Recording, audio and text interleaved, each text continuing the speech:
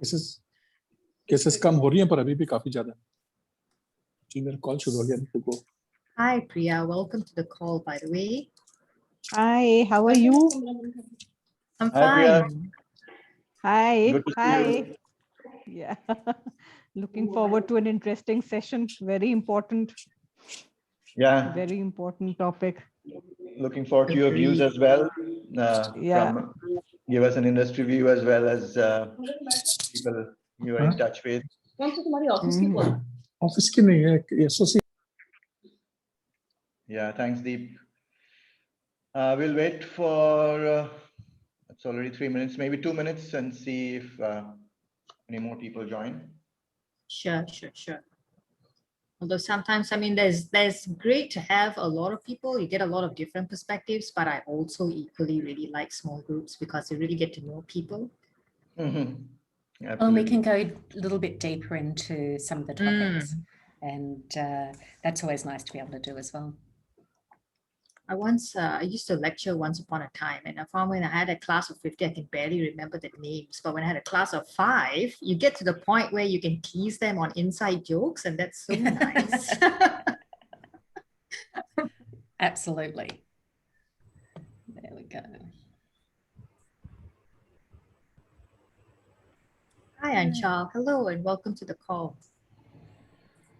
Hi, Julie. Hi, Christy. Sorry. Hello. Hi, no problem. Anshal, where are you based, by the way? I am based in Bombay. And okay. Hi, Anshal. Hi, Shubhamoy. Finally, get to see you. Great. And Moshami as well, I think. Hi, Shubhamoy. Morning. Hi, Christy. Good morning. Hi, Moshmi.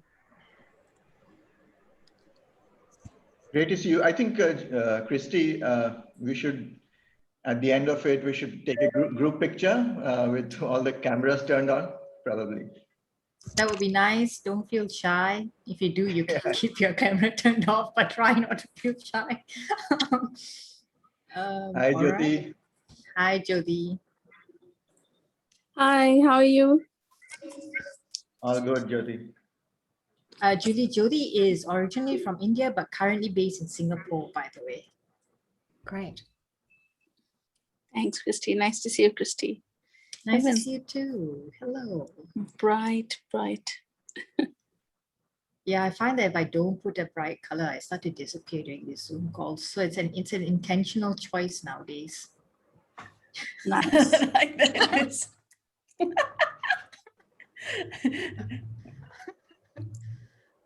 Bringing a bit of sunshine to the page. All right, we'll get started in a minute or so. I know that Subo is going to kick us off. Hi, Namita. Oh, hi, audio is still connecting. Let's see. Hi, Namita, can you hear me? Hi, Namita, can you hear me?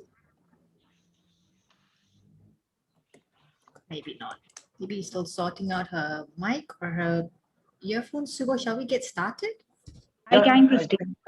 Oh, great. Already. Hi. How many people do we have, Christy? 9 people at the moment, aside 9 from people. excluding you, me, and Julie. And Okay. a 10th joining us now. Yes, Shevasri is joining. So we have the 10th person in. We are in double digits. Probably we can start. We have one more person. So Maybe give it a minute, maybe. Yeah. Yeah, sure. But just Sure. FYI, it might cut into the discussion time. Okay. So, Christy, how much extra time can we go till the Zoom automatically stops? It doesn't. Apex account won't automatically stop. So we can be here. I will need probably a food or snack break after about 3 hours or so. So just it's up. I know that. I'm so with you. I can go about that long. More frequent eater. And I'm tempted to get my coffee now after seeing Christy take I a sip. recommend. Yes, that's definitely a lot of coffee. It's my second cup today.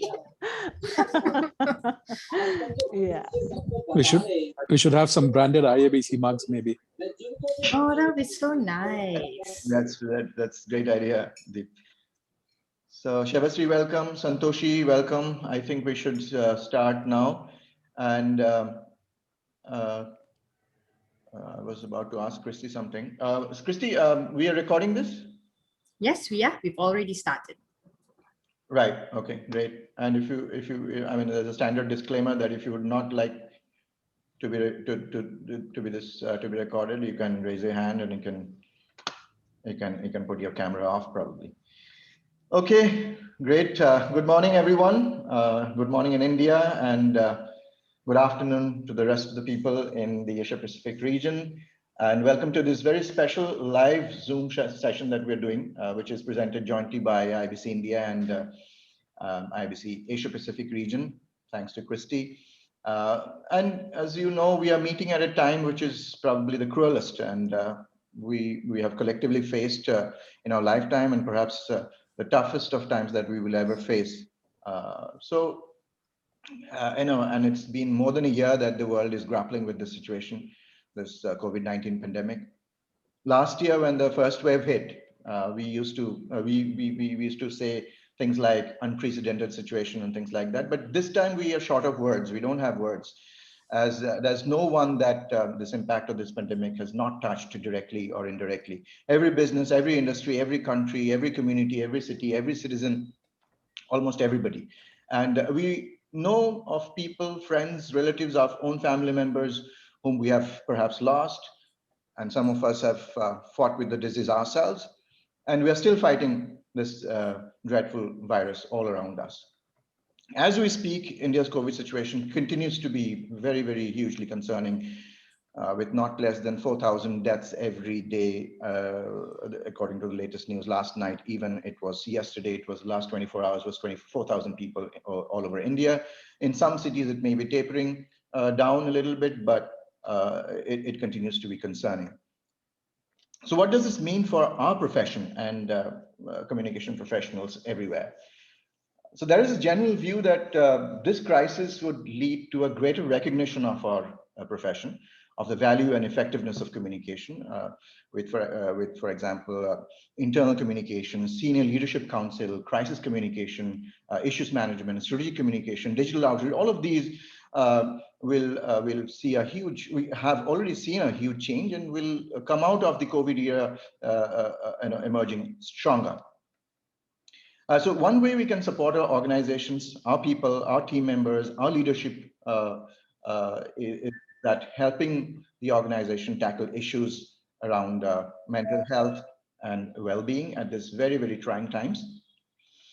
So a few days ago, when this crisis was at its peak, a few weeks rather, we had a IABC APAC leaders meeting in which chapter leaders from across the different countries, different chapters in the Asia Pacific region came together.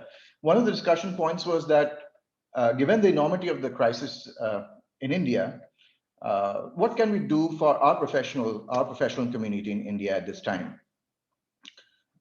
So when we spoke to Christy, Christy is here. Hi, Christy, the IABC APAC regional chair.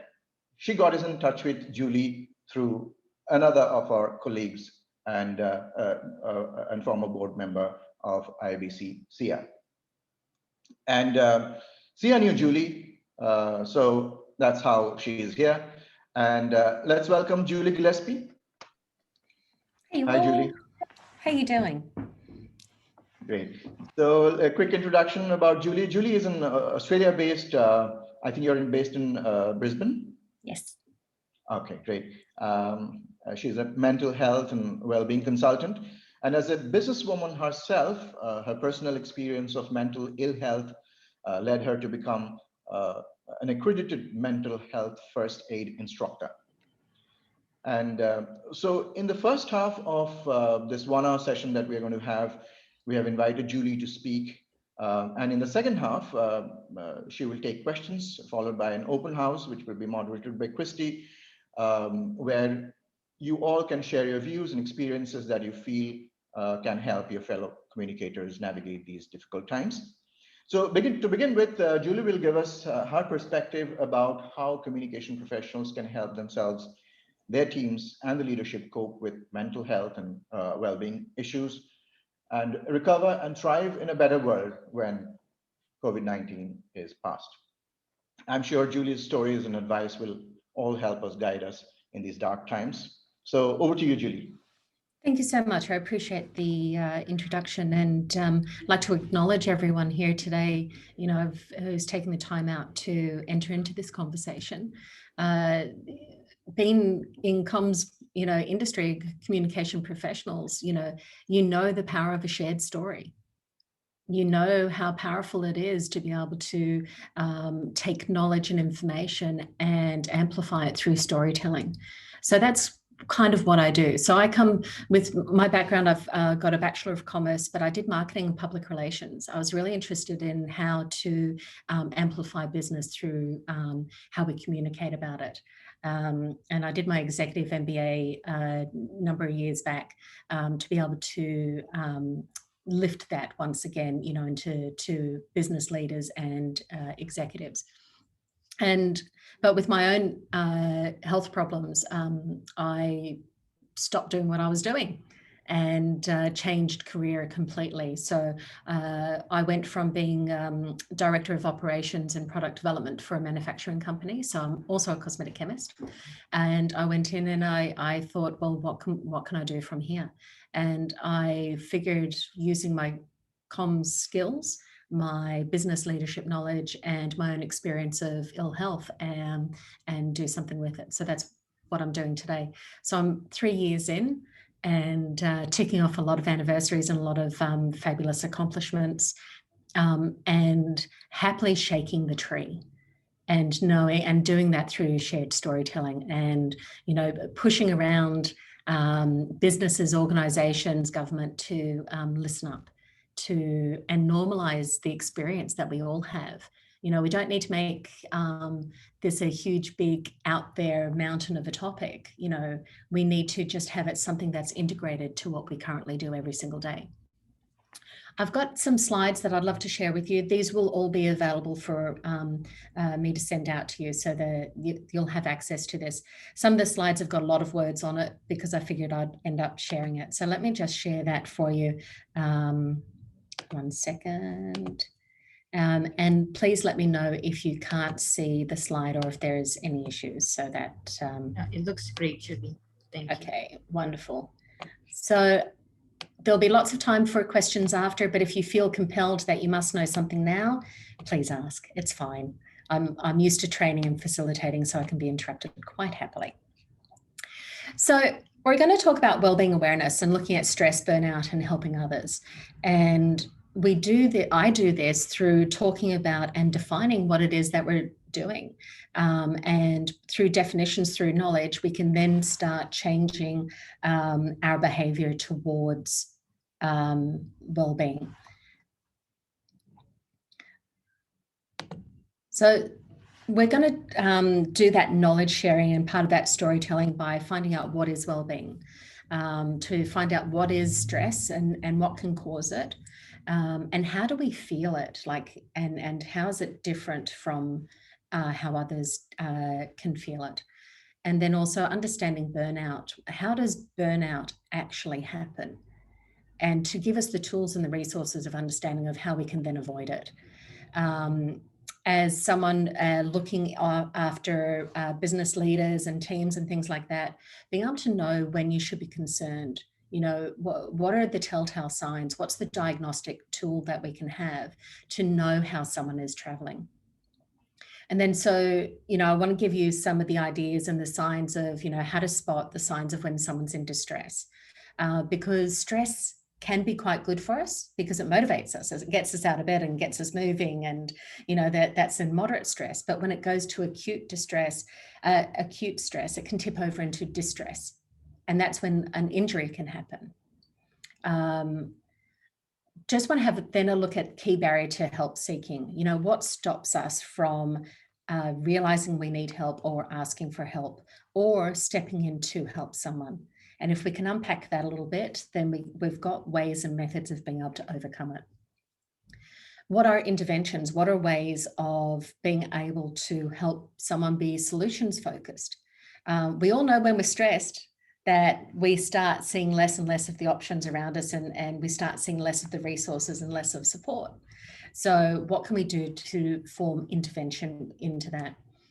And how to start a helpful conversation where we can put judgment aside, when we can put our own ideals aside, we can put a lot of other concerns aside. You know, what does that look like? And yes, I do this in a really short period of time. Then the last bit that I want to talk about is the role of empathy. So let me jump into all of these things because there's a lot that I want to be able to capture there. So well-being. This definition is so powerful in so many ways. When we realize that our well-being is more than one thing, it means that we've got a number of different areas that we can look at and understand, well, these things are going really well, but this isn't. So we then realize within ourselves that we've still got resource, we've still got these things that we need to be able to be resilient and do well. We just need one or two things that we can work on and then start figuring that out. So a state of well-being in which every individual realizes their own potential. So what the capacity of who you are, can cope with normal stresses of life. And what's normal and what's not normal is different for everyone. And what we can cope with and can't cope with is different for everyone. Can work productively and fruitfully. Being able to get through massive projects and feel this end result is something magical. You know, that's a beautiful feeling that we can have, and it contributes to how we think about ourselves and feel about ourselves. And then being able to make a contribution to community. I think there's real power in that last statement, because sometimes all we can do is contribute. All we can do is give a little something to amplify and lift someone else. That's all about connection as well. Connection, you know, is a powerful way of being able to uplift us and make us feel better about things. So this continuum is really interesting, and I love this because it kind of tips and wobbles and does all of that, and I love that it does tip and wobble. So depending on our situation, the resources we have around us, and resource isn't just money, it's time, energy, effort, tools, you know, products, attention and support, but awareness, knowledge, that understanding of what's happening, and support from others. When we have less of these things, when these things are diminished or taken away from us, or we feel like they've been taken away from us, negative thoughts about ourselves, and our thoughts become a bit darker and a bit heavier and a bit harder. But when we have those things and when they become more abundant for us, we can move ourselves, we can take action in these areas to get into this green zone of feeling satisfied with our life. And when we realize that it's some simple things that we can be doing to action, moving out of that dark, hard, heavy, place and moving into a happy, healthy place. It's nice to know that and understand that. So as communicators, what do those things look like? And that'll be something I'd love to unpack, of what do these things look like, of what you need, but also the people around you need. Lots of writing, so that, as I said, I'm going to send this out to you. But we need to understand what causes stress, and it's a response to pressure. And that pressure can be from so many different facets: internal, external, in organization, outside of organization, in family and community. But our ability to cope with that pressure can be dependent on genetics, early life events, our personality, social economic circumstances. So we can feel it from a number of different places, but also at different degrees and with different stories that get attached to them. Moderate stress can strengthen the connection between neurons in the brain. Like we see in brain chemistry that under pressure, people think clearer, sharper, see greater solutions, can be more creative. Like you can go in amplification mode. But when we go into that chronic stress, which occurs when we repeatedly face stressors that take a heavy toll and we feel we can't get out of, that's when we get that impact. And it's a physical, mental, and emotional aspect that it takes impact on. So we can feel stress, and they're normally triggered through being under a lot of pressure, but facing big change. And that could be positive or negative change. A wedding is just as stressful as a huge change event in an organization that no one's wanting to do. They can be just as pressurized, and we can have the same physical response to both positive and negative. The simple act of worrying about something triggers us into fear mode as well, where it's like that constant worry. We're going to see where's danger coming from. Not having much or any control. I think we all know times when we have not had control over a situation, our response becomes bleak and negative. And we fight that, right? And that causes worry, and then that causes more, and it can steamroll. And sometimes we call that ruminating, where it constantly sits with us. An interesting one, and I love this, is not having enough work or activities or change in life. That feeling of stagnant, feeling of trapped, and not having that excitement and thrill and dips and troughs and the fabric of life. Times of uncertainty, we are so living that. And, facing traumatic events and natural disaster, pandemic, violence, they all end up sitting into that same pocket. So why do you feel stressed, and why do we feel stressed?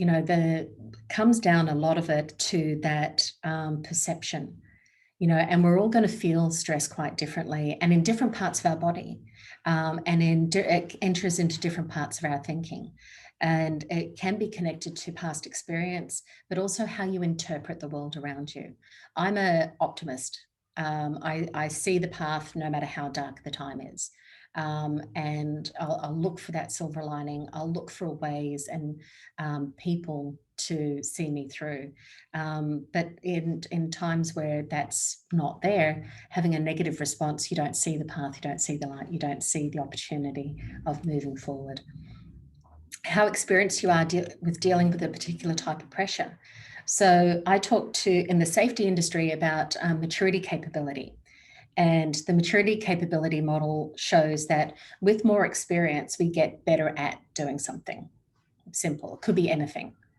Like when you first started writing comms, products, probably the first draft that you did and the very first time that you did it for an organization compared to now, completely different things, because there's a maturity that's come along with it. It's the same with how we deal with stress and stressors. The older we get, the more practice we get. It's like, been there before, this is fine. I've got this.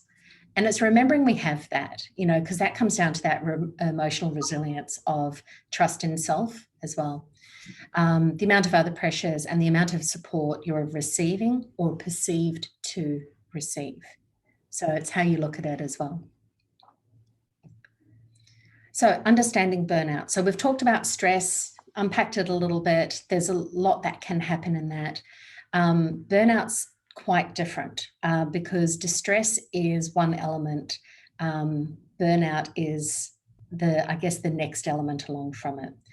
And it's a syndrome characterized by chronic exhaustion, along with cynicism and ineffective.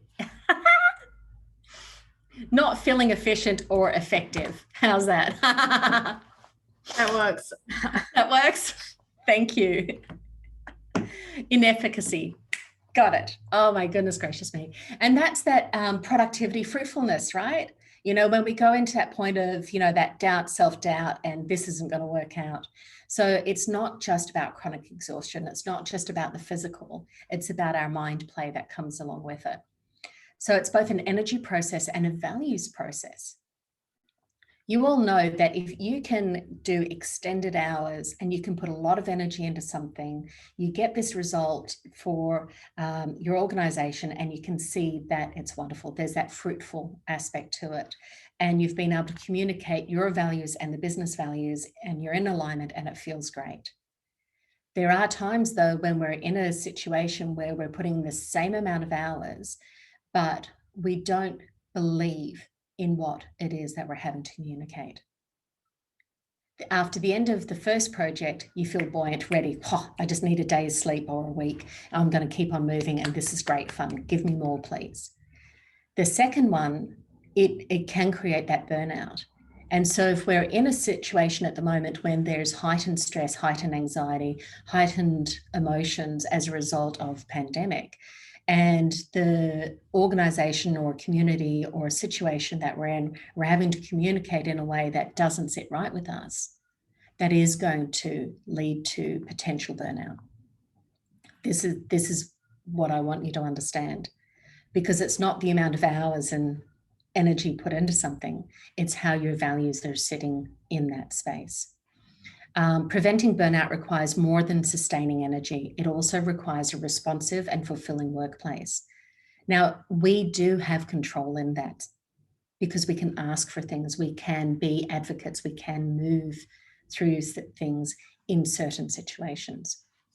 So there was a survey from Gallup. Gallup's an international organisation. So if you've not heard of them, please look them up. They're amazing with the reports that they develop, and they're current. They're saying that the top 5 reasons for burnout are unfair treatment at work, unmanageable workload, lack of role clarity, lack of communication and support from their manager, and unreasonable time pressure. Now, this is beautiful to see because most of you have influence as your role. Maybe circumstances are a little bit different at the moment. You've got influence in a lot of these areas and can go a lot towards being able to alleviate that feeling and sense of burnout. So these are the aspects. I think when we realize what we can do and start putting our energies into them, it helps to alleviate our own stress. It's like, oh, I can do something. So when should you be concerned? So this is the outward looking at someone else who's having a tough time. What we're looking for, so MHFA Australia is Mental Health First Aid Australia. It's like doing physical first aid, but to someone who's not traveling well and who's feeling stressed and in distress. They talk about looking for major changes in a person's normal way of thinking, feeling, or behaving. And, you know, that can sometimes look like someone's not responding the way that they normally do. They're not dressing or presenting in the way that they normally do. Those changes to behavior are becoming more erratic. Someone getting a bit more snappy and less patient. If these changes affect the person's ability to function, you know, that's an impact of, you know, not being able to get the job done as well as they normally do, not turning up on time the way they normally do, starting to write a lot of lists of things that they should be doing and not getting through them. What we're looking for is coping and distress as a measure, and we can generally see those things. And if the changes don't go away quickly or last longer than expected, it might be someone's not traveling well for a week, and then it just alleviates and it disappears. And it's like, oh, something must have happened there. But if it's 2 weeks and that person stops doing the things that normally bring them satisfaction in life, we want to be able to step in and start a conversation. So these are some of the signs of distress that we can look at, behavioral and physical. I'll send this out to you so you've got some of those. There's a lot of really good pointers there, but I'm going to skip through because I want to get to our open conversation. So a key barrier to help seeking is stigma. You know, that's something that marks a person as different. And the reason why I bring this in is because there's 3 different components to stigma, and we're able to influence the first one, the problems of knowledge. And if we can address ignorance or misinformation, we're going a long way towards being able to help improve attitudes and behavior. So where we sit, you know, in being able to provide clear, concise, factual, trusted knowledge is a very powerful place for us to be in. Because some of those interventions, you know, what we want to be able to look at, you know, these are things that we can be doing individually or as an organisation. They aim to prevent problems becoming more serious and aims to reduce the secondary effects. being able to ask someone what help looks like. This is consultative. This is part of that process, whether it's safety, HR comms, business leadership, project management. Being able to do work through consultation and being able to ask what help looks like is really important. Seeing if there is some professional support available, because it mightn't just be how they're feeling. It might be accommodation, finances, medical. It could be any number of things that someone needs support with. The longer the delay, the more difficult recovery can be for anything that can set a person back. Support from family, friends, work colleagues is so essential, because the connection is the heart of how we stay well and how we sustain ourselves. So when we are in a situation and we want to start a conversation, we want to be able to ask questions, listen, and provide support. And this is a framework that's used a lot here in Australia and in some other countries. And some of the reference points to that is with Beyond Blue. The role of empathy. So this is my last slide, and then we'll get into open conversations. But I really want to sit in this space, because a lot of times that we feel to support someone, we need to feel what they're feeling, which is around that emotional empathy. Because when you physically feel along with another person, their emotions can be quite contagious. And this is what happens around hysteria and around, community uprising, where it's the one emotion leaks to the next, to the next, to the next. And we're not checking in with the first emotion to say, hey, is this real, or is this something that is fear-based that we could resolve and help someone with? So we look at compassionate empathy. This is the kind of empathy that not only do we show understanding of how someone is traveling or how someone is feeling, but we also work towards moving towards help if needed. I frame this as we acknowledge someone's distress. We validate, yeah, I can understand that. I can see why you're feeling this way. What is it that you'd like to do about this? Moving into action. Because that puts that element of control in. And it stops us from becoming fixers. Because we don't want to take responsibility for someone else's actions. This is a really important way also of protecting yourself, keeping yourself safe, and not getting caught up into someone else's problems and issues. It gives us that boundary. It also lets us be a bit clearer about what's happening in front of us, so we can address concerns. Sometimes you might have someone who's having a massive response, a negative response to someone, and to be able to sit back and just go, oh, that's interesting. Hey, I see that you're reacting to the situation. Can we talk about that? It helps to de-escalate how they're feeling, not get involved with it. So question time and open discussions. I've kind of just dumped a whole pile of knowledge out there. I will send those slides along for you, so you've got some reference points. There's a lot of other references that we'll be sending through. Mentioned earlier is Sia Papagiorgio. She's in the Australian IABC, and we co-wrote and co-developed a paper on this topic for the comms industry. There was 9 questions based. It's a massive document. We won the Golden Quill Excellence Award for it this past week, so we're really kind of thrilled with it all. That will be another reference point for everyone. So that was a lot of fun, and I didn't realize how chuffed I'd be about that, but I am. Huge congratulations. Yeah. Really great session so far. Thanks so much, Julie, for doing this for us. I think we have some questions already. Is there any questions, Christy, on the chat box? But not yet, but we are happy to. Oh, okay. Piali, actually, would you like to ask a question live? Sure, I can. My question is, do men and women feel stress differently because they probably are set a little different outside of their workspaces? So do do you think they feel it differently, and how do they deal with it?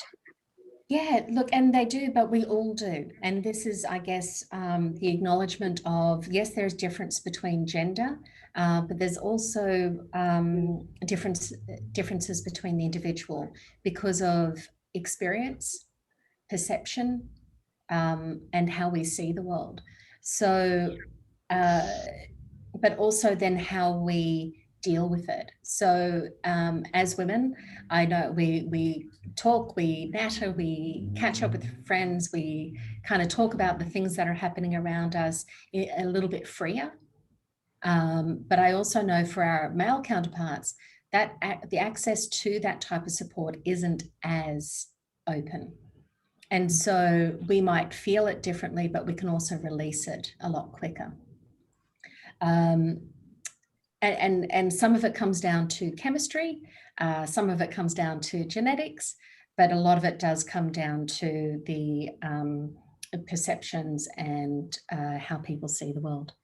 How we're neural pathways, how we're trained, how we're brought up really has a lot to do with that. Julie, we did have another question from Kapil, and I'm also particularly interested in this one. And that is there a better way to measure or identify stress? Because personally, for me, I'm very task-oriented at times that I'm not keeping track of my emotions. You don't have time for that nonsense sometimes. You feel that way, I feel that way. And so you're just busy plodding through, and then you get to the point where suddenly you're on the brink of, you want to just kick everything away and throw a tantrum. But yeah, what would you recommend? Look, and I get that. I've had 4 massive burnouts over my lifetime, so I've lived that life very hard.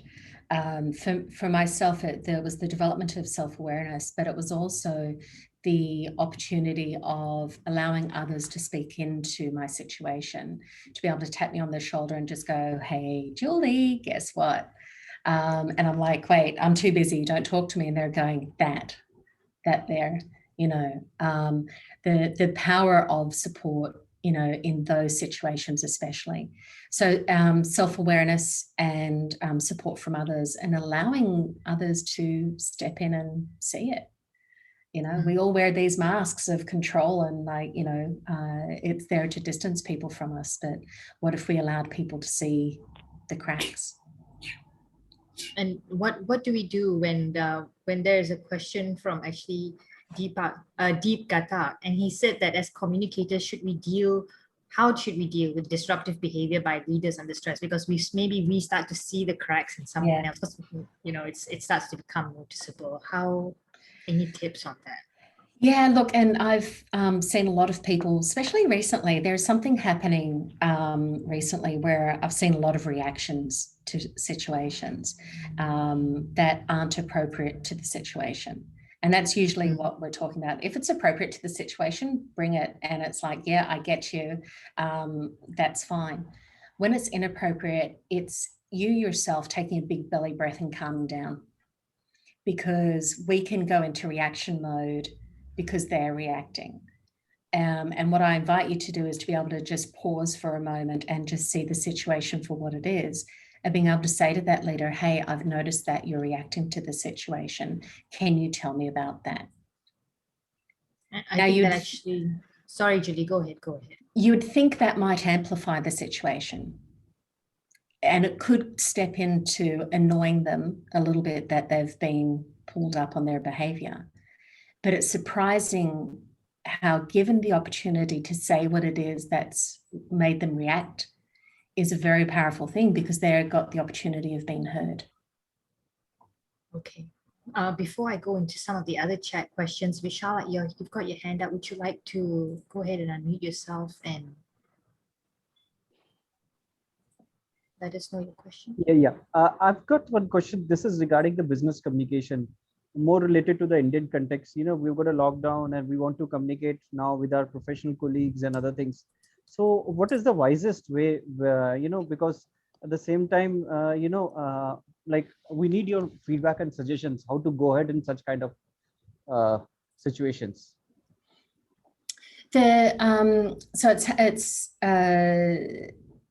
with lockdowns and with the pandemic and with heightened fear, it's been how to communicate in a way that helps to alleviate that. Am I correct in summing up that question? Reaching out to our professional colleagues and how to communicate with them. And because, nowadays what is happening is that a lot of people are confined between themselves. And we don't know. And sometimes it's both, your personal relationship as well as your professional relationship, which really adds up to. Yeah, look, and thank you for that question, because I think it brings to point something that's really key in any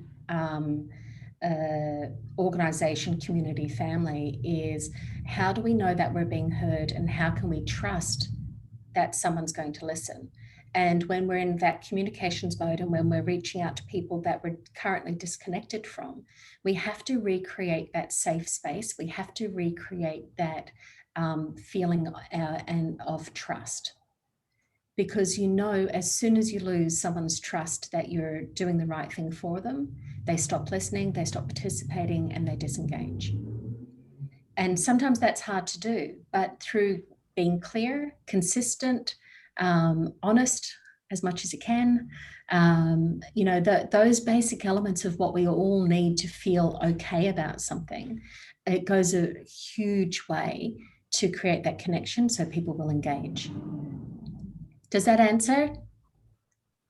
To a greater extent, yes, I agree with you, because a lot of people are in distress at the same time, and the idea is to know about their well-being as well as being in some touch and to communicate more frequently in this way. Right. If I may add to Vishal's question, Vishal, I think the key is also to communicate through informal channels more, so that it's personal first, and then if you want to communicate and talk about work, that can come later.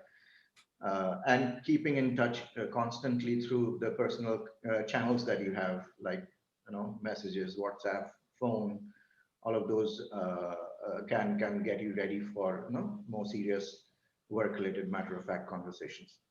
Absolutely, and I think part of it is, and to be honest, these are the same conversations we have in Brisbane, in Australia. They're the exact same conversations, which I love. That we've got that similarity and connection space there. What I find to do that, to reestablish trust or lost trust or that sense of safety, is to ask what someone needs. And we don't do it. It's one of the things we start communicating out. We start putting messages out. We start saying, hey, I'm here, trust me, it's fine, and we're pushing these things out instead of saying, what is it that you need from me at the moment? What does your reality look like for you? What is it that we can do to alleviate? And by asking those questions, it goes a long way to letting someone know that you're willing to hear an answer. Julie, I think with that answer, you've just answered a question that Jody had, and that is, how do you know when you need help or when someone needs help, especially seeing as how we can't see people during the pandemic, during the lockdown, but it starts with those conversations, if I understand correctly. And to take it one step further, I did receive another question, which is, once you've realized that somebody or yourself is under a great deal of stress, the question was, how do you diffuse your state of mind when you know you're already on a downward spiral? Is there anything that you would recommend? Yeah, there's a model that was brought to my attention about 18 months ago, and it's about sitting in discomfort. And what we do when we come into something and we get that feeling of unease or discomfort of, oh, this doesn't sit right, or, that moment we catch ourselves in a dark thought or in a negative space, to be able to pause in that moment and just look at it. Because so often what we do is try and stop it, squash it, numb it, disregard it, and move past it.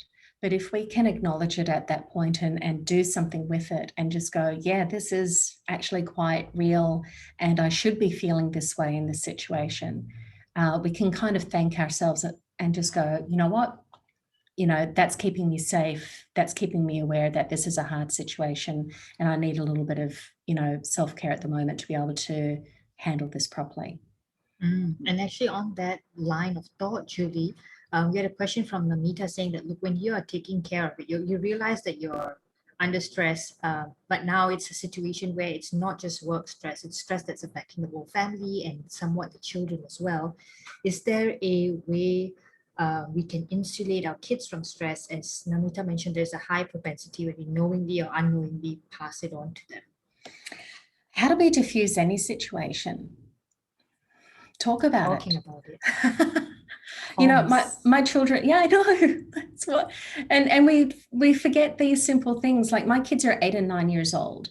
So they're little still. But for a couple of years now, I've told them, Mummy's having a really tough day today. Can you help me with something? The gift of letting them know what's happening, that it's something about how I'm feeling. It's not a reflection. It's not their fault. They're not taking responsibility for my behavior. De-escalates the situation. And that's what we're after. To be able to let the kids know of, you know, I've got a really big week this week and I just don't know how I'm going to get through everything. I'm just not feeling like I can do what I need to do. Can you help me? They go, yeah, Mummy, what do you need? Shall we fold the laundry? And can I help you cook tonight? And all of a sudden there's this, they want to help us. They so desperately want to be a part of our lives and who we are and what we do every day. We're just not giving them the opportunity because we don't think they're capable, they're too young or whatever it is. Mm-hmm. You know, we got to put expectations aside and, you know, have that conversation and show what openness looks like. It sounds like what you're saying, Julie, is rather than insulating them, we teach them how to manage it and go through it so that in future when they face it, they have the life experiences to. Because remember what I said before about having the experiences to be able to know that this too is going to be okay. Yeah. And we're making sure that the stories that they're telling themselves early on are true and right stories. Yeah. And that they're not saying, oh, Mummy was always mad at me. Where in fact, Mummy was just stressed out and didn't know what to do about it, so ignored them. Yeah, exactly. And when we go from the home life to our corporate lives, we have a question from Savashri who has asked that, you know, we have such responsibilities now in our organizations to design internal comm campaigns that help our employees. Are there any comms tools you would recommend that would assist when we deal with broader audiences apart from webinars or trainings? How do we help employees that are just remote working at this point in time? I know this is so basic when I say it, and is ask them.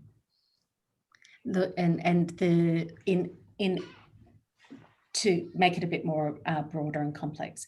In any situation around like safety or HR or, you know, for business leadership, what is recommended is to go through a consultative process. And legislatively, like by law, we have to go through a consultative process to make sure that employees are on board with what an organization is doing in terms of safety, let's say. I believe it's the same thing in this situation. What is your audience wanting to hear? Yeah. How are they wanting to listen to it? You know, what are their needs and how do we satisfy those needs?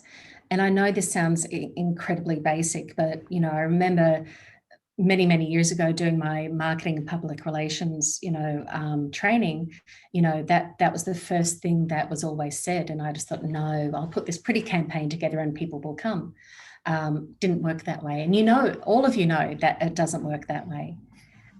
We need to make sure that the listener wants to hear what it is that we're saying. And the only way to do that is by asking. I know it's a bit simplistic, but it's the most powerful thing. Sometimes because basically yeah.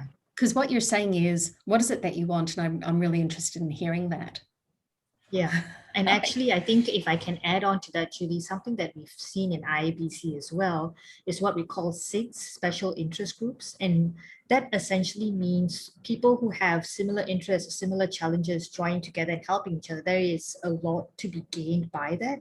It might help with employees as well if we gave them the opportunity to connect with each other, because you as an internal comms person, you're normally a one-man, one-woman show. You can't be there for everyone, but you can help everyone be there for everyone else.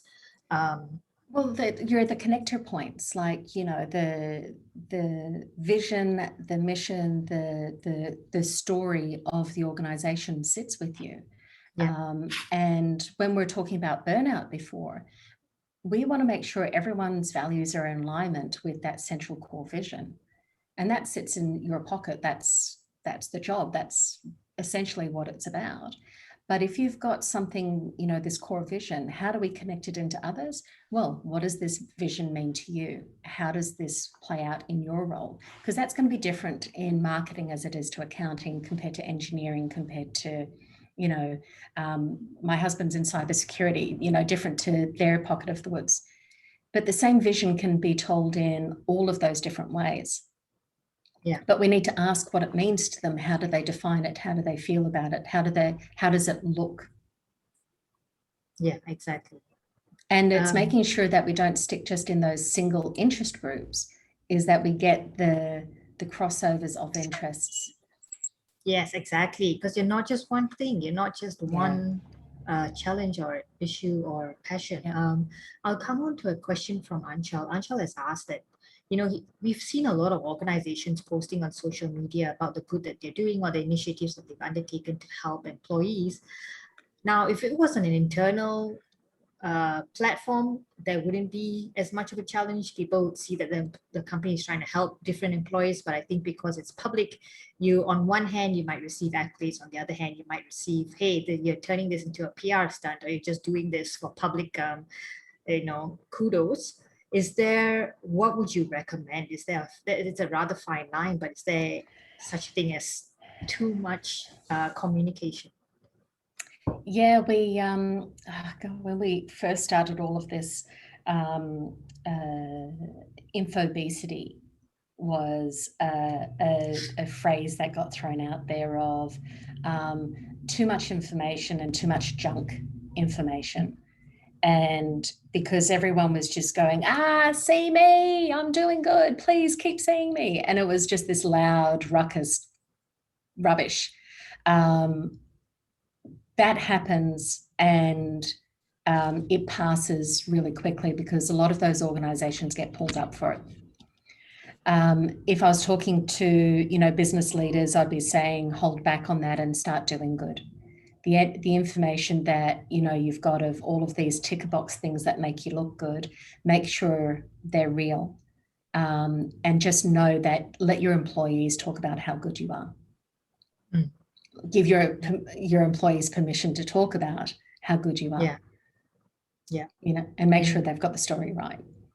And actually on that topic, we have another question where, you know, in different countries, in different cultures, Malaysia being one of them, not all companies or leaders or organizations are comfortable or regularly talk about mental health. It might come up maybe on Mental Health Awareness Week. It might come up as a little, almost like a token, a gesture of, oh yes, we support that, but they don't necessarily walk the talk, or they don't necessarily create a safe space for employees.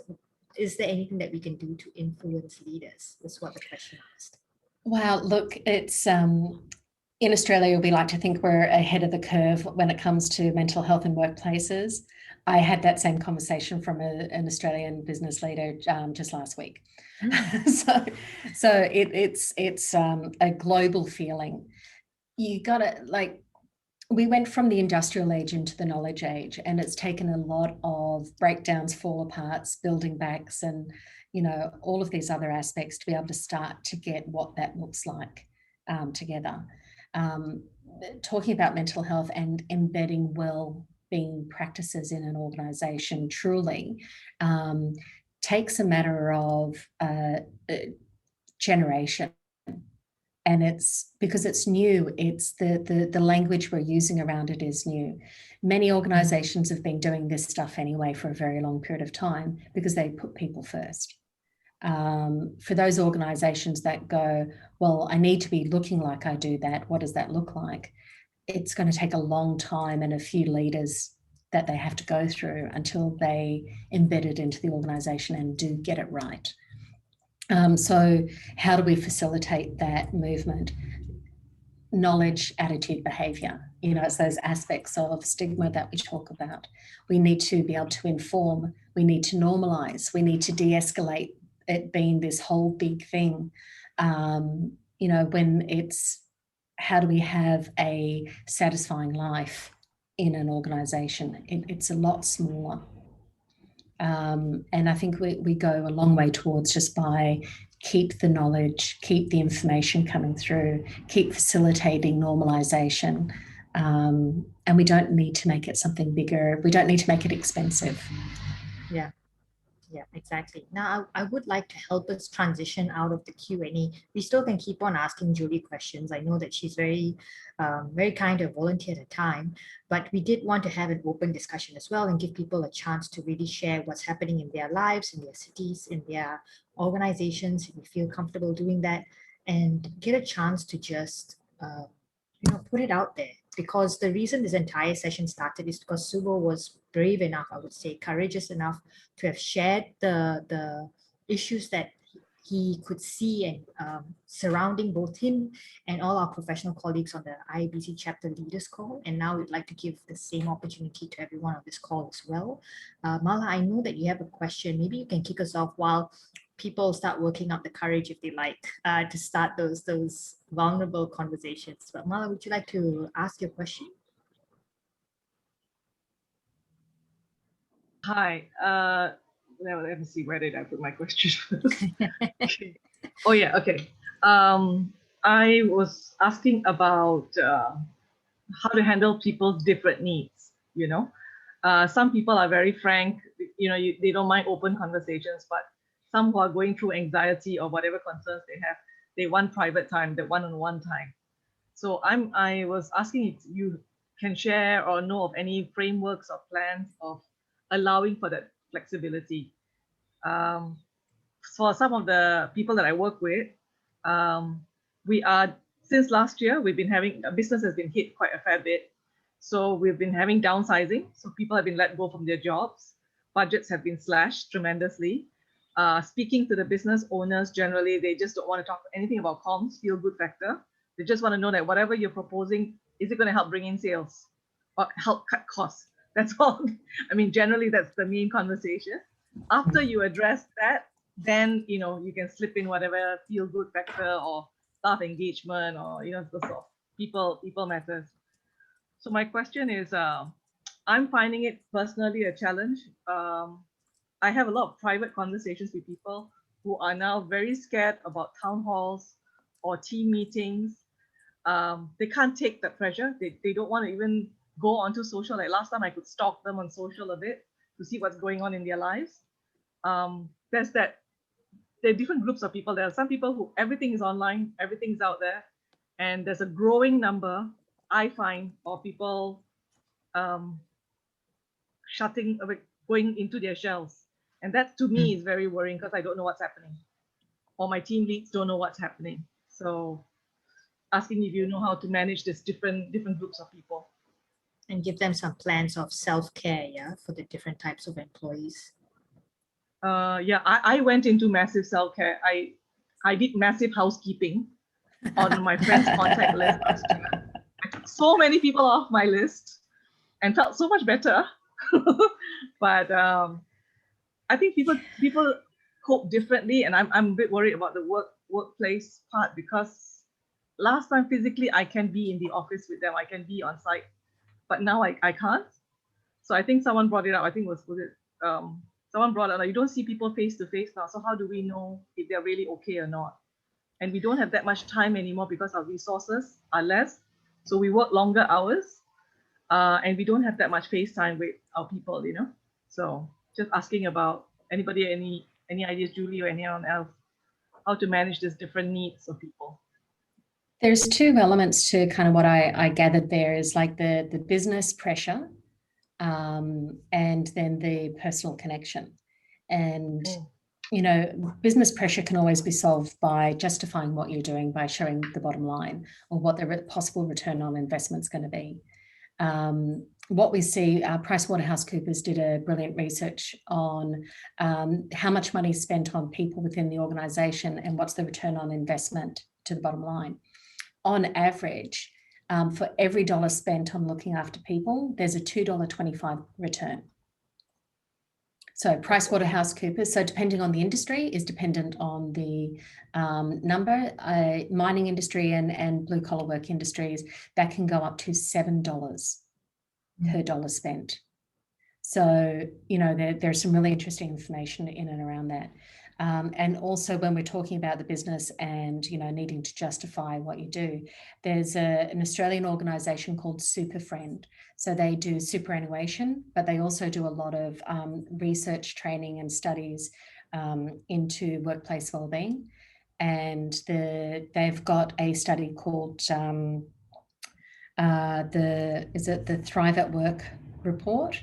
And they measure 5 different aspects of how people are connecting into the business and how people are traveling, how they're doing, their well-being, and to show the return on investment as well from those aspects, and how business does better, and why those 5 different aspects are really important to the organisation. Some of it might be connection and connectedness. And that leads on to that second point. You know, it's a massive indicator. In Australia, it's the most important aspect of giving people the sense of well-being in an organisation, that ability to thrive. So the connection's really important, and how we do that's completely changed. And I think most connections need to look like how the person needs it to look like. We're taught, I do like DISC motivators, strengths profiling. I do a lot of profiling things. And they teach us in DISC the platinum rule of treat someone else how they want to be treated. We always think, and I was brought up saying, you know, treat someone how you'd like to be treated. Do unto others as you would have them do unto you. But it's that leaves out their personal need. It's like, well, everyone should behave the way I do. Everyone should connect how I connect. And that's a fallacy. It's not true. Treat others how they want to be treated. So how do you find that out? Other than, well, ask them. Ask them. That's right. I Ask think them. PRB, that's the thing. You have to just ask them, even when they're not ready to speak about what's bothering them. There's something that came up earlier in the conversation I was having with Julie just before this call started, and that was the story of her shirt. Julie, do you want to share a bit about your shirt? So this shirt, I'm just going to see if I can turn around and not destroy everything. So this shirt on the back says this is a conversation starter. So there was a couple of guys who are what we call tradies, so tradesmen, so builders, carpenters, plumbers, electricians, and a number of their mates had taken their own lives because of disconnection and hardship and not having someone to support and talk to, and for many other aspects. And they got sick of losing their mates. And they thought, right, we got to do something. What is it that we could possibly do? You know, other than jump up and down and say, hey, you know, this is a problem. They decided to make these shirts. They're all very, very loud. And what they do is they have these shirts also with the reflector panels on it. So the high vis shirts. And so guys in mining industry, all of your trades, on sides of roads, no matter where you go, you can see these shirts, and they signify someone who's happy to have a conversation. Mm-hmm. And so it's a signal. And it's that, you know, and as communicators, we all know that, you know, we need a signal. We need a signal of permission to speak sometimes, as well as signal to communicate. And that's what these are. So these guys have put together these shirts. They're called Trade Mutts. And they're fabulous. And my husband decided to buy one, the cybersecurity specialist, which is rather amusing. So he's gone to a conference this week wearing his version of this shirt. Thought it would be a bit of fun because they're all absolute introverts.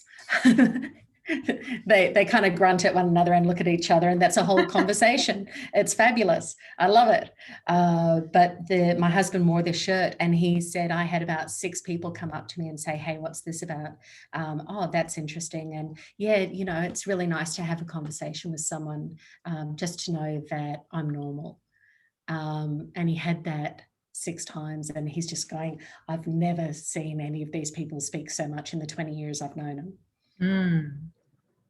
But it was a signal to say, hey, it's cool, it's okay.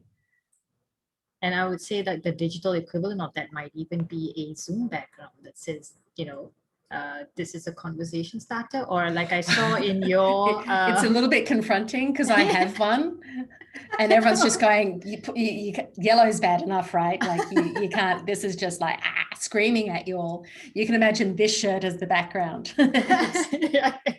But Julie, that's the other thing I liked about your email signature, right? Because it straight up puts there mental health aid, I think, first responder, something like that.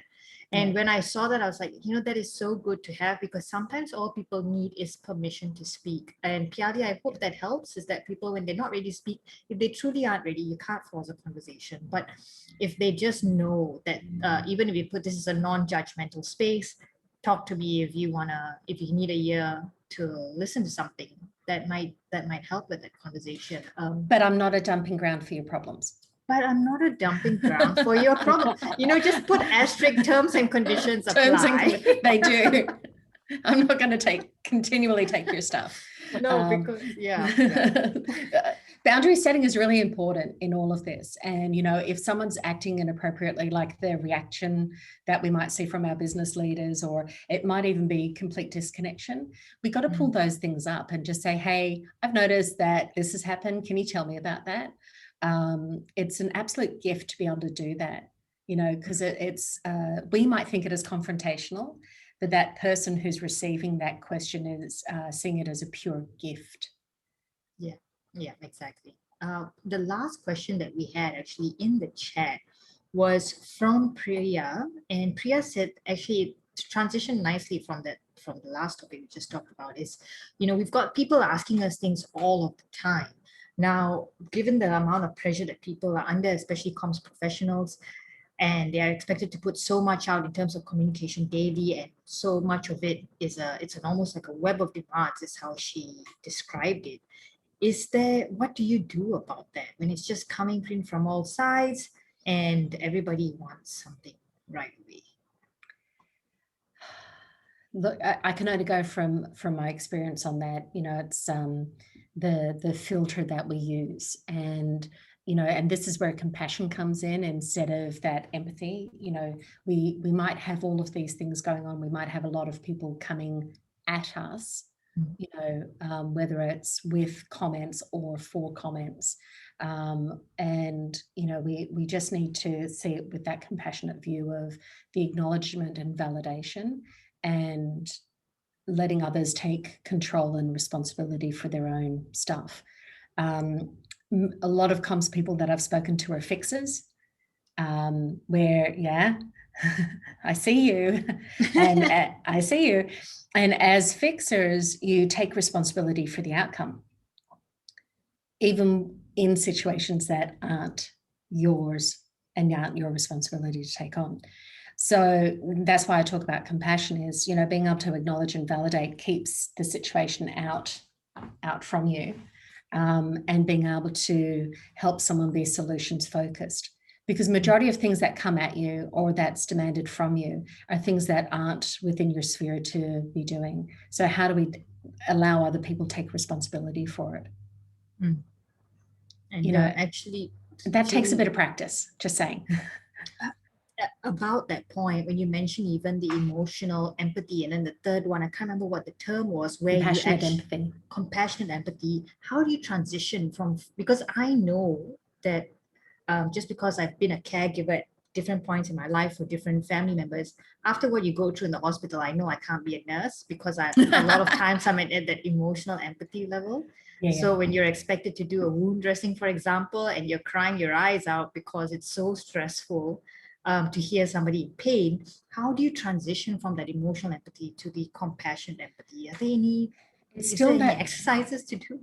Oh, absolutely. And it's, and I'll send the reference that I have through for the sitting in discomfort, because it is that, it's that acknowledgement of, wow, I want to cry because this person's in pain, to the acknowledgement of, is this my pain to own? Do I feel their pain with them, which kind of takes something away from them, just saying. It makes it about you. Or by being a help giver, is that a gift to someone? And it helps us by just pulling ourselves up and being a little bit blunt with ourselves and just going, well, you know, I'm here to actually help alleviate that by staying solutions focused. If I'm feeling what they're feeling, no one's in solutions mode. No one can see any outcome for this. That's a really important aspect, and it does take a little while. But talk about it and say to someone, look, I see you're in pain and I don't want to feel what you're feeling, because that's not going to help you at all. But I acknowledge it and I see you're going through a tough time. Are you doing stuff about that, or do you want help with stuff like that? And it's so powerful to have someone give you the gift of that insight, because that's true care. Yeah, exactly. To say to someone, I see you and I care. You don't need to take on their pain, because that's the ego getting involved. It's true. It's true. Pull yourself up on that. This doesn't need to be about my ego. Okay, great. Reset. What do you need? That's definitely going to help me. I mean, not to the point where I'll ever become a nurse. I'm sorry, but the point is just that.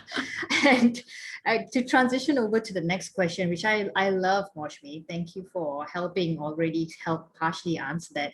Varun is in a new company, and I believe it's in a new company, but essentially where he's found it challenging to make meaningful connections, because you start in a company completely online. You're not meeting people face to face. You didn't have the chance of water cooler talks or going out for tea and things like that. And Moshmi, I know, was in this exact situation a little while ago. Julie, before I come to you, Moshmi, was there anything else you'd like to add on in audio? Because it'd be nice to also hear your voice.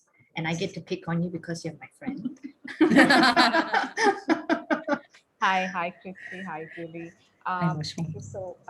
So I also joined an organization last year during the pandemic, and it was virtual. So there was a lot of struggle that I had to go through, and it was quite difficult. But what helped me was there were these 2-3 good-hearted people who were ready to sort of help and tell you where to look for, because sometimes when you're on this virtual mode, you don't know who are the influencers, the decision makers, and sometimes they're not the leaders or the direct stakeholders. So you need to know whom to get in touch with to get a job done, and what might take probably a couple of minutes in a face-to-face situation will probably take about 3-4 days, and that kind of bogs you down. So the only way I see is speaking to, identifying these people who are willing to help, and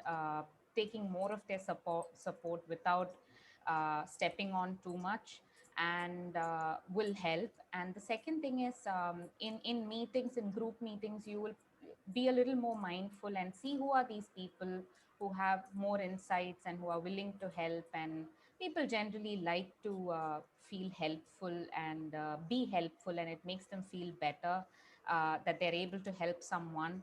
So leveraging your situation where, you know, hey, I'm new to this place, and you know what, it's not going to be easy for me to understand because I've joined virtually. So I need a little bit of help around, you know, maneuvering things over here.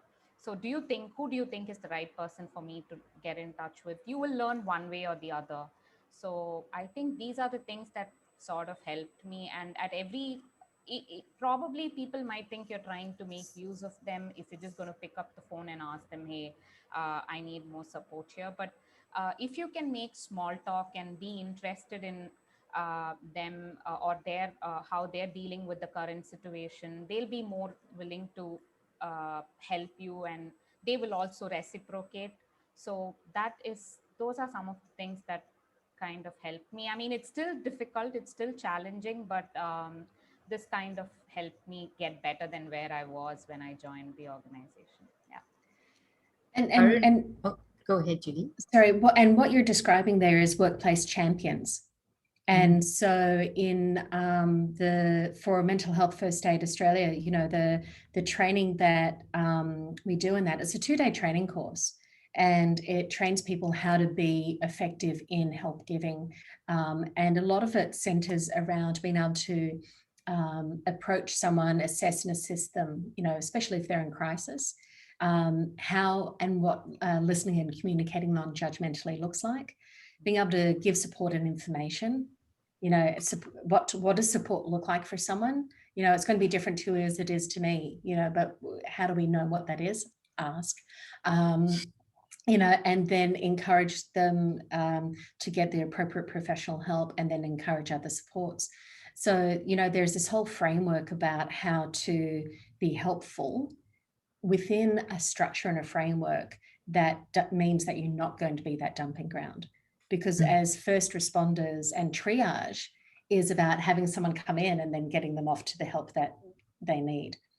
And so champions can work in the same way of being able to set it up formally with a structure around it, with a clear line and agreement of what that looks like within the organization, what is acceptable behavior, what's unacceptable behavior, and being able to clearly put down intention of, we've got this and we're supporting this champion in our workplace because we know that we need a community, we need a community head, we need a community supporter and champion, because every organization is a community, and you've got champions in your community, you've got advocates in your community. How do you get that into the workplace? We need to put structure around it. We need to put language around it as well. Varun, I did notice you had unmuted. Did you want to add anything else to your question, or did you have a follow-up? I just wanted to thank Moshmi on her perspective, but I have to say that my situation isn't as linear, as the solution which was suggested. Mine is a rather peculiar situation because, as does the industry that I work in, is a rather complicated one. On top of that, the fact is that there are certain confidence deficits, which have come about, right? So that's in fact caused by, say, a boss who isn't based out in India. So there are some intercultural differences. As a result of which there is absolutely a so-called confidence deficit when it comes to anything and everything around communications, right? So if my boss feels that he doesn't need media training, right? And despite giving, validated evidence or proof saying that, okay, this is why most of the most eloquent leaders also take up media training, right? How do you convince such people? Because had it been something which is face-to-face, right, wherein he would have had a first-hand opportunity of seeing the way in which I work, right, then it would have been far more easier, in order to get that buy-in, whereas right now, whatever results are being churned out, is only the final outcome which is shown, but not the process, whereas the process is not respected at present, so as a result of which it's made to seem like a so-called imposter syndrome right now, which adds on to a lot of stress, stress, and you also end up, second guessing yourself more often than not. I'm just referring that I did a training session yesterday, and one of the things that the facilitator was talking about is getting behind the problem. So for you to be left out of helping someone do better, what is it, and that's creating stress for yourself, right? Yes. What is that hitting on? What need is that hitting on? Is it about, your identity, or is it about, the meaning and purpose that you have, or, what is it that's hitting on? And being able to have a look at why that's affecting you so much, and manage that space, and have a good look at, why it's, I'm going to call it pain and hurt. Because once we can de-escalate ourselves from that, we can take a breath and we can actually address their reaction a lot easier. Because their reaction might be having a similar backstory, or there might be something core to why they're not wanting to engage the way that someone would normally or should engage with you. And once we kind of deal with ourselves, we can then get in behind of, asking the question of how are your current actions going for you? Are you getting the results that you need?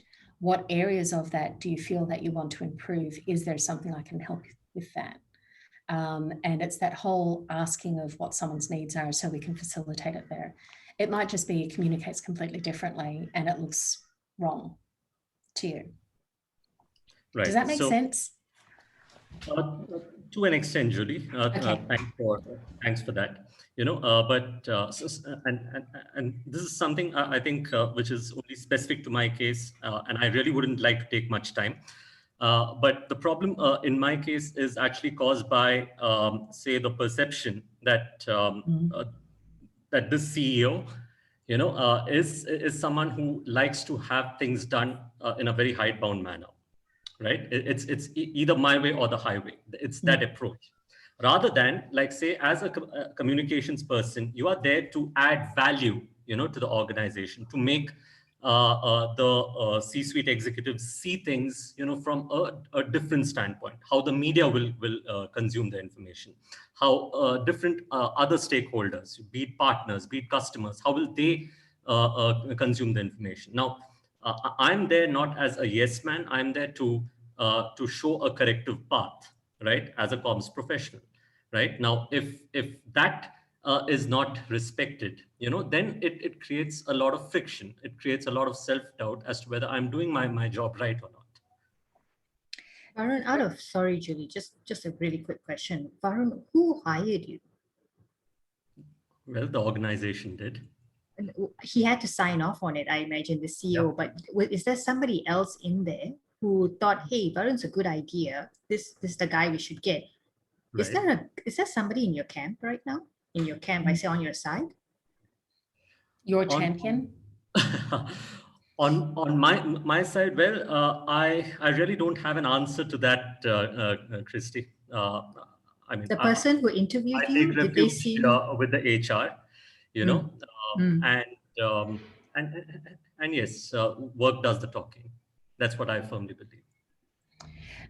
Varun, what I was going to add in there is that as unique as we feel our stories are, there's connection and commonality to most people's experiences. And this isn't to diminish what you're going through at all. Please don't take it that way at all. I understand the anguish that comes with what you're dealing with. But it is the common ground here is whether it's happening there in India, where it's happening in the US, where it's happening in Australia, like in all of the countries of everyone who's here, these things do happen as well. And it's that friction that's caused through misalignment of purpose and values. And that to really bring it to a basic, because you're there as the champion of the message and the story of the business and the organization. That's, for internal comms, you're the organization's champion. And you've got someone there who's working against the purpose. So that misalignment creates friction, which is where the burnout of relationship can happen. Right. Yeah, so this comes back to what we were saying before. So when we're talking about the, one second, I'm just going to try and bring it up in my slides. When we're talking about burnout, it's not just addressing the concerns of time and exhaustion, but it's also addressing the alignment of values and purpose. And sometimes people are doing things and behaving in ways that are different to what we are, but they're still after the same thing. And how do we get onto that same page and that same story, even though we're telling it in completely different ways? Priya, I noticed you unmuted. Did you want to add something? Yeah, can I just ask Varun a question, please? Sure, go ahead. Yeah, Varun, how long have you been with this organization? It's been around 7 months right now, Priya. So can I just suggest something, please? Because I can sort of relate to your story and what you're going through. You see, what happens is that the need for somebody like you was clearly felt and recognized, which is why you were hired in the first place, right? Mm-hmm.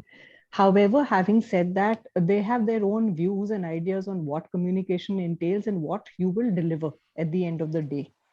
Now, there may be a mismatch even in their own minds. They may recognize that this is what is required, but this is what our legacy, our history, or the way we've been working, or what we've been getting out of communication, or what we think we should be getting out of communication is, which may run contrary to what you would have probably gone through at the interview level and felt that, okay, this is what I'm supposed to deliver. Now, I see a challenge over here in terms of, you'll be brought in to do what you think is X, and they are perceptually, they are sold on the idea of X, but they are very comfortable with Y. And you feel underutilized and probably undermined trying to deliver Y. Now, since you're so early on in the organization, which is why I would suggest that, you give them some time. It is definitely a case of, and in India, I think this is very something common, it's like bosses think it's my way or the highway. And while I do expect you to deliver and to suggest things because of your experience and your seniority, etc., but this is how I think it should be done. Time plays a huge factor. I think it may perhaps help a little to try and minimize friction initially. Once they see you delivering what they think works well or should work well, what happens is they don't see you then as an adversary, they see you as an ally. Once you get to that level, it becomes far easier to then push them to look at X, which is why you were hired, which is what you can deliver. And very soon they start opening up to that. And they start thinking that, okay, fine, this guy's done great at this level. He's done this. He understands us. He understands what the organization needs. Now, together, we can move up to X.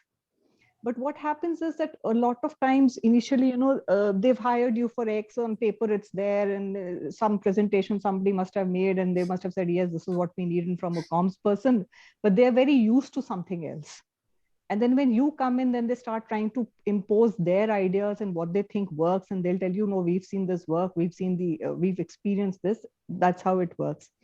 My suggestion to you, if you find that, organizationally, there's a good cultural fit, you find that there is opportunity for you to grow here, you will have to take perhaps step back right now and first let them win, first win their trust over and say that, okay, fine, you're aligned to what they want delivered, and then gradually start moving the bar. And you will find that very often they are very conducive to that. Right now, what perhaps is happening is that, no face-to-face interaction. There's somebody sitting somewhere else who probably just has 10 minutes for communication and wants to see the end result and then feels, oh my God, this is not how I think it was supposed to be done. So that's my suggestion, try and perhaps take a little back seat right now, take a little step back and just see how it goes. See how they react to this new Varun who's there. And then try and push your way through, because I've seen this not in my organization, but I've seen this happen to a lot of senior people who get hired and then discover that, oh, when at the interview level, we had these nice big talks about how communication is going ahead and what will be the shape of media 5 years from now, this, that, and the other. But now when I'm there, I'm sitting down and, correcting press releases written by somebody and just putting commas here and commas there. And that's a large part of what I do. So, it takes a lot of time. Besides, I don't know, and maybe I'm overstepping my limit a little over here. Training for media and understanding communication and training for communication, most leaders don't seem to have the time for it or don't think it is very important unless a crisis slams them in the face, in which case suddenly the communication team is like, man, we need you right now. So, these are some things which I would suggest that you sort of think about a little more deeply and see if it sort of works. Of course, I am very distant from your situation, so you are the best judge, but this is what my suggestion is. What I've just seen here is communicator to communicator sharing of experiences and knowledge. And so I'm going to have to do a plug right now for the midweek comms call that happens with IABC APAC on Wednesdays. It's been running since last year, March. It started when the pandemic started. Our past chair, Zora Artis, started it as a way for comms people to get online and share the things that they're facing, especially with how rapidly organizations had to switch to remote working. We are still running the call every week. It's at 3:30 Indian time right now. It's based on the Aussie time. So when there are daylight savings changes, it changes for the rest of the region as well, the midweek times. But if you're able to hop on there as well, Varun, and anyone else on this call, if you have any challenges and things that you think it would be helpful to get non-judgmental insight from different peers who are outside of your usual circle, outside of sometimes your country, but who, whatever is said in the call stays in the call, then come to the Wednesday's call. Now, I had to secretly message Julie at 11 o'clock Indian time because we are 1.5 hours into a 1 hour call to check whether she was okay staying on this long. And I'm getting out of housework. It's fantastic. Yeah, I really appreciate that she was able to stay on for an additional half an hour. I was joking about the 3 hour call. I was. You sure? I was. But I just to wrap it up, Julie, is there any other parting words? If anyone else has questions, please join us at the IABC APAC call. And if you are desperate to hear more from Julie, message me and I'll try and rope her in for one more call.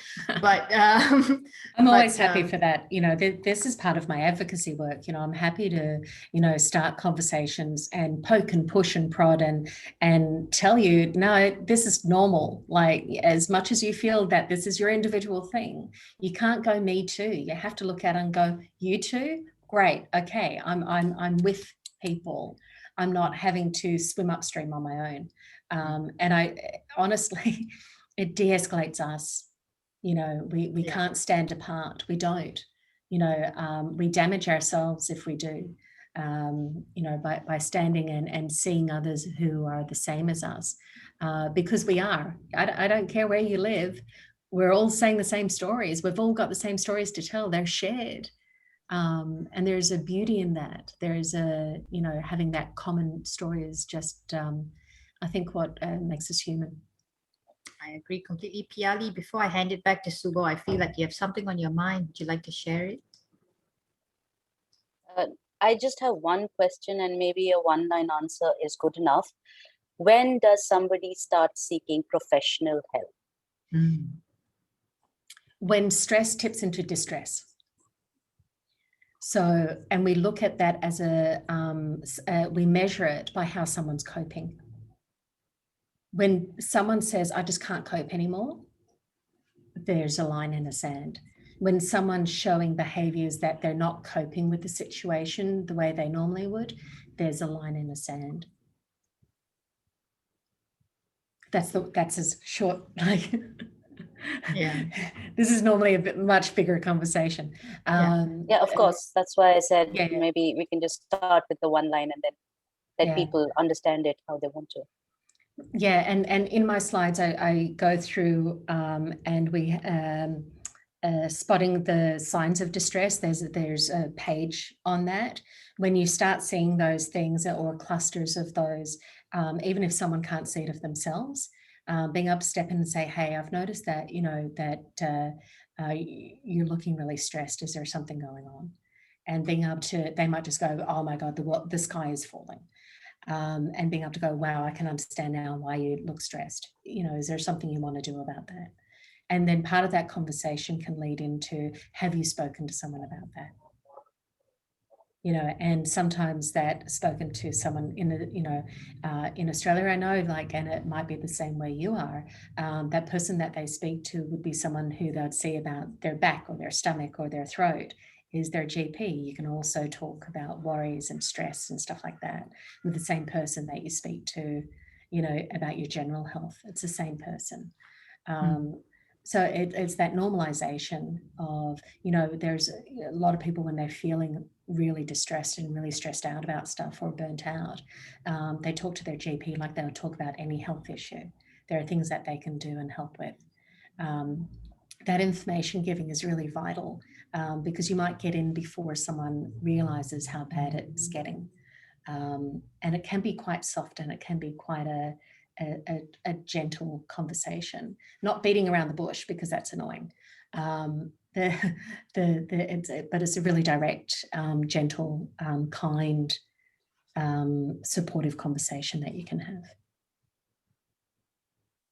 And I hope that gives a little bit more, but there's more in the slides that I'll hand out. No, I think it does. People sometimes need permission. We're all waiting for permission sometimes. I'll hand it back now to Subo. Julie, Subo, I know you want to take a group pic as well. We need to do that before I lose the rest of the crowd, because I go on keeping Julie here for another hour. Right, I did that, but would you like to come on camera, whoever can? Yeah, Piali, thanks. Anybody who can? Great, Varun. Kaizen, Shivasri, Namita, Vishal, Shafali. Shafali, come on, Shafali, come on. Okay, If you're there. Great to see you. There we go. Love seeing all these beautiful faces. Yeah, so I'm shooting. Just smile, everyone. Say cheese. Okay, great. Thanks so much for moderating the discussion. Very rich discussion and very helpful for everyone, and quite engaged. Thanks, Christy, for doing that. Really, and Julie, of course, thanks for all your time, and it was wonderful. Pleasure. Thank you for having me. And helping us out this time. Yeah, absolutely. But thank you, everyone, for trusting me to speak into a delicate area. It takes a lot, and I really appreciate that you've stepped in, and I think you all need these shirts. I'm happy to have this conversation. I wish I can pull off the color, Julie. What do you mean? I'll just stick to Zoom background, This isn't that loud, is it? It's not. It's not. This is not a Sunday morning shirt. But take care of everyone. Like, really just take care of yourselves. Awesome. Self-compassion. Everyone, Thank you so much. Yeah, Bye. and reach out. Thank you. Thank you. Bye-bye. Thanks, everyone. Bye. Bye. Bye.